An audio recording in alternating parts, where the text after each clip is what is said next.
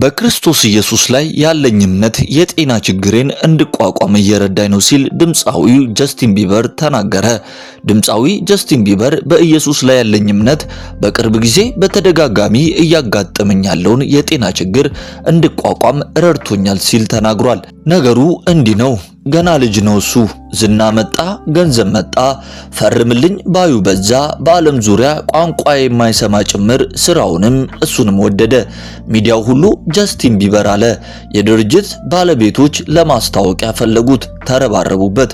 ዘፈኑ የስልክ ጥሪ ሆነ፣ ለብዙ ሽልማት በቃ። አድናቂዎቹ ሰውን ሳይሆን የሰማይ መልአክ ያገኙ ይመስል ይህን ካናዳዊ ሲያዩት ሊጠመጠሙበት ይጋፋሉ። በመድረክ ኮንሰርት ይታበድበታል። ልጁ ቆንጆ ነው፣ ቆንጆ ሚስት አገባ።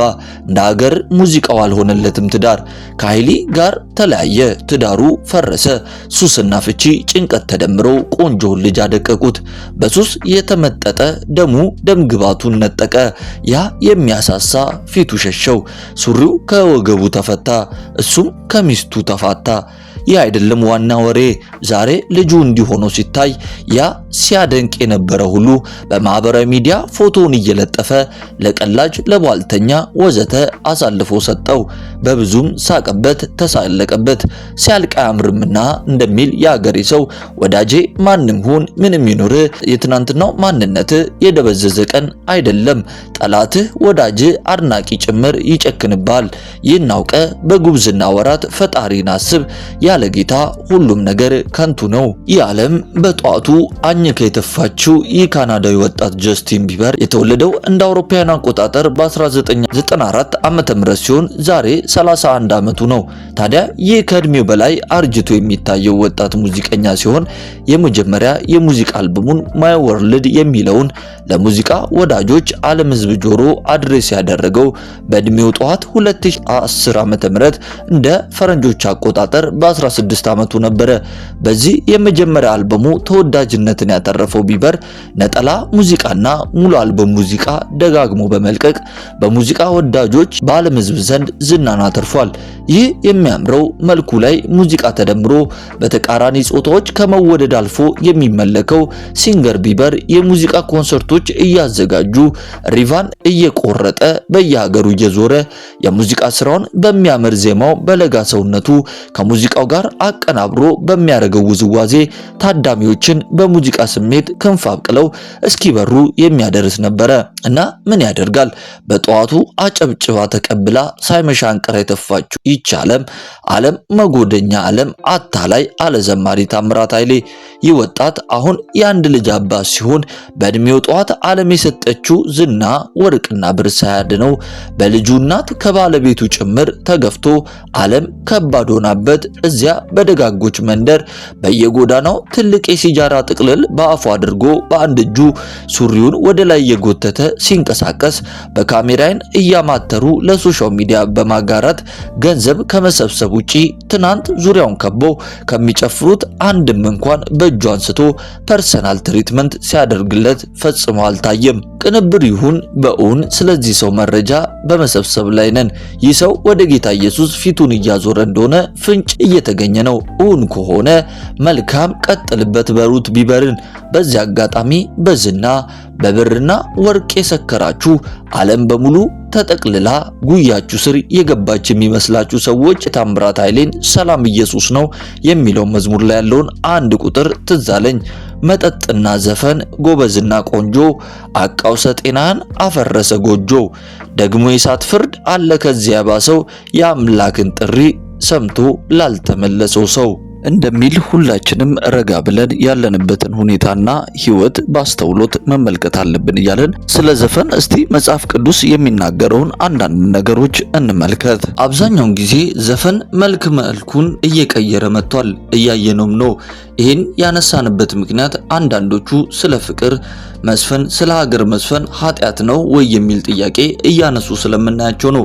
አንድ ምሳሌ ይባላል። ምሳሌውም አዘለም አቀፈም ያው ተሸከመ ነው ይባላል። ይላል እና ዘፈንም መልኩን ቢቀያይርና ርዕሱን ቢለዋውጥ ዘፈን ያው ዘፈን ነው።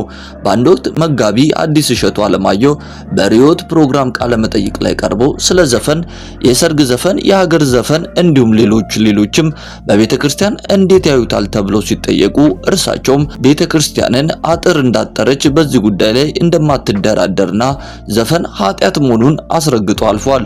ዘፈን ማለት ባጭሩ ያጋንንት ግብር ነው። በአንጻሩ ስለ ሰይጣንና ግብረ አበሮቹ የክፋት መናፍስት ግብር ነቢይ እግዚአብሔር ቅዱስ ኢሳይያስ ሲናገር በዚያም የምድረ በዳ አራዊት ያርፋሉ፣ ጉጉቶችም በቤቶቻቸው ይሞላሉ፣ ሰጎኖችንም በዚያ ያኖራሉ፣ በዚያም አጋንንት ይዘፍናሉ ይላል ኢሳይያስ 13:21። ለሰራዊት ጌታ ለቅዱስ እግዚአብሔር የሚቀርበውን ዝማሬና ምስጋና የሚጸየፉ የአጋንንትን ግብር ማድረግ ይባስ ብሎ የአጋንንት ማህበርተኛ አንድም በክፉ ስራቸው የምንተባበር መሆን ነው። ከአጋንንትም ጋር ማህበርተኞች እንድትሆኑ አልወድም። አንደኛ ቆሮንቶስ ምዕራፍ 10 ቁጥር 20። ዘፈን የሥጋ ሥራ ነው። ሐዋርያው ቅዱስ ጳውሎስ እንዳስተማረን የኃጢአት ዋና ዋናዎች አርዕተ ኃጢአት ብሎ እንደዘረዘረልን እናነባለን። ከነዚህ ከ16ቱ ድርጊቶች ውስጥ አንዱ ዘፈን ወይንም ደግሞ ዘፋኝነት ነው። የሥጋ ሥራም የተገለጠ ነው። እርሱም ዝሙት፣ እርኩሰት፣ መዳራት፣ ጣዖትን ማምለክ፣ ሟርት፣ ጥል፣ ክርክር፣ ቅናት፣ ቁጣ፣ አድመኝነት፣ መለያየት፣ መናፍቅነት፣ ምቀኝነት፣ መግደል፣ ስካር፣ ዘፋኝነት ይህንንም የሚመስለውን አስቀድሜ እንዳልኩ እንደዚህ ያሉትን የሚያደርጉ የእግዚአብሔርን መንግስት አይወርሱም በማለት ገላትያ ምዕራፍ 15 ቁጥር 19 እስከ 21 እና አንደኛ ጴጥሮስ ምዕራፍ 4 ቁጥር 3 ላይ በግልጽ የእግዚአብሔር ቃል ይናገራል። ዘፋኝነት በግልጽ መንግስተ ሰማያትን አይወርስም እያለ እንዴት ነው ሰው ወደ ዘፋኝነት የሚገባው? ዘፈን የዝሙት ማቀንቀኛ ነው። በየመልኩ ሊመሰገን የሚገባው ሁሉን ያስገኘ ሁሉን የፈጠረ እግዚአብሔር ነው። ነገር ግን ፈጣሪው ሳይሆን ፍጡሩን፣ ገዢውን ሳይሆን ተገዢውን ማወደስ ማለት ትልቅ አጸያፊ ተግባር ነው። አንዳንድ ሰው በጣም ነው ግርም የሚለው። እግዚአብሔር ዘፈንን የሚፈቅድ ይመስል ከእግዚአብሔር ጋር ዘፈን ጨርሻለሁ አሁን ይለቀቃል ከእግዚአብሔር ጋር ሲሉ ይሰማሉ። እግዚአብሔር ከሰይጣን ጋር ተባባሪ ያደረጉት እኮ ይገርማል። ይህንን እንኳን ማሰብ ተስኗቸዋል። እስከዚህም ድረስ ነው አስተሳሰባችን።